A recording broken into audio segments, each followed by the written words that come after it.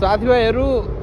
location मेरो अघि पछि देखेर थाहा पाइहाल्नु भयो होला म चाहिँ कुन सिटीमा छु भनेर प्लिज कमेन्ट डाउन गर्नु होला एकदम रमाइलो छ है जता हेऱ्यो त्यतै अल्गो अल्गो बिल्डिङहरू छ देख्दै यही बाटोमा बसेर हेरिराखौँ जस्तो छ माहौल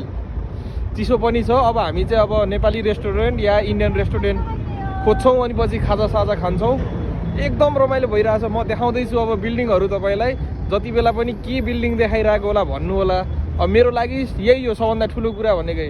यत्रो बिल्डिङ नेपालमा देखेकै थिएन मैले अनि त्यही भएर साथीभाइहरू यस्तो छ माहौल